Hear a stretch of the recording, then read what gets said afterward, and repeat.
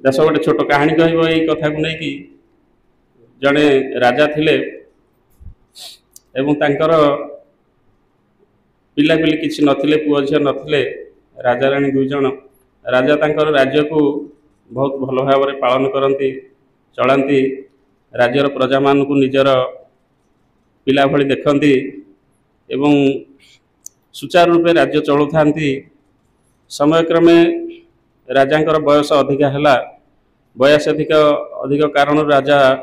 राज्य चलैया असमर्थ हेले एवं सेतेबेले से चाहिए जे निजर दायित्व आउ क्या हस्तांतर करने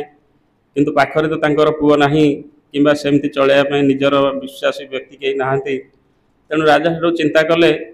जे तांकर उत्तराधिकारी जड़े आवश्यक जहाँ कि सी राज्यर भार समर्पित करेंगे जे कि राज्य को तांकरी भली सुचारू रूपे चलई पार तेणु से ही जड़े सत्यर मार्ग चलुवा व्यक्ति ही आवश्यक जे कि सत्परायण होते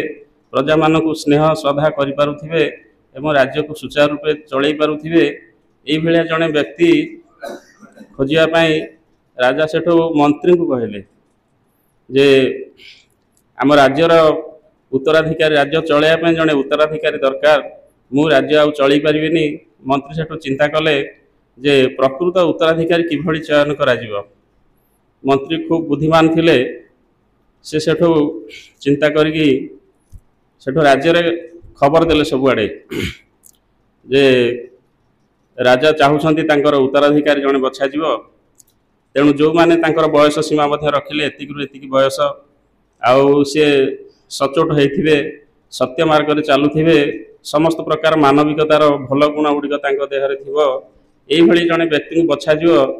सेथिमे राज्य सारा डेंगुरा देकी प्रचार करदेले एवं गोटे दिन धार्य कले जे से दिन जो माने इच्छुक जो युवक माने इच्छुक से माने जाइकी राजदरबार पहुँचे सेठी चयन हब राजांकर उत्तराधिकारी। तेणु निर्धारित समय दिन अनेक व्यक्ति जाइकी पहुँचले राजांक दरबार रे एवं मंत्री सेठी तांकू गोटे कथा कहले जे मु तुम समस्त को 4टी लेखे मंजी दूची आपण माने समस्ते 4टी लेखे मंजी की नहीं जातु एवं ये मंजी को गोटे कुंड भितर लगे गच्छ करेंगे एवं गच्छ करके मासक पर समस्ते राजदरबार को आणवे तापर से ही चयन करा जीवो जे प्रकृत उत्तराधिकारी किए हो पार। मंत्री सेठू सबू जो मैंने जाइए समस्त को 4टी लेखा मंजी धरईदे और कहले तुम्हें घर को फेरी जाओ एवं ये मंजी को गच्छ करके आणव गोटे मास पर समस्ते सेठू 4टी लेखे मंजी नहीं गले एवं गोटे गोटे फूल कुंड आनी से खत माटी बाली सबू मिश्रण करी जत्नर सहकारी मंजी को लगाइले एवं से गच्छ होगापाई एवं फूल फुटापी तार जत्न मध्य नेले सबुदिन से पानी देले धीरे धीरे समस्त गच्छ होगा लगिला गछरे कढ़ एवं फूल मध्य फुटिला किंतु गोटे पिला गछरे गच्छ हेलानी जो नहीं मंजी से खूब जत्नर सहकारे माटी खत एवं बाली दे कुंडरे मंजी पोतिला एवं प्रतिदिन से पानी दिए तार जत्न मध्य निए सकाळु संध्या बेले प्रति मुहूर्त से मन प्राण देकी लागे केमिति मंजीरु गच्छ हब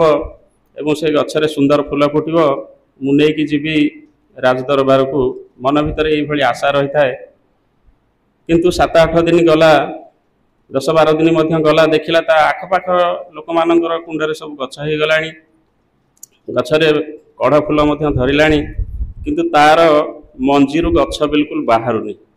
मन रे बहुत दुख जे मु तो सबू करुची मंत्री जेमती कहिथिले मंजी पोती की पानी दउची तार जत्न नउची सबू करुची हेले दुर्भाग्य को मोर कुंडरे गच्छ होउनी मंजी तेणु ये चिंतार रही थाए किंतु तार कार्य से केबे अवहेला करेनी कुंडरे सबुदिन ही पानी दिए एवं सबुदिन जाइक देखे गजा बाहरुची कि नाही एमती समय बीती चलला एवं मासे पूरण हो गला से पिलाटीर कुंडरे आ गच्छ हेलानी मनरे बहुत दुख कौन से नहीं कि जीव राजदरबार को मासे पूरण हो गलानी मंत्री समय देते जे मासक पर सब फूल गछ धरिकी आसो मो पाखक एवं से भितर चयन करा जे प्रकृत उत्तराधिकारी किए हम। साधुमंडली समय जो दिन थिला फूलकुंड नहीं कि पहुँच कर अन्य माने समस्ते तांकर फूलकुंड को धरिले समस्त गछरे सुंदर सुंदर विभिन्न रंग बेरंग गछ हो फूल फुटी से मन बहुत खुशी जे आम गछरे भल फूल होती हुए तो मंत्री आमको चयन करि ये आशा समस्त रही किंतु जो पिलाटर गछ बिल्कुल हेलानी से पूरा निराशा भितर रही दुखर रही जे तार कुंडरे तो बिल्कुल गछ हेलानी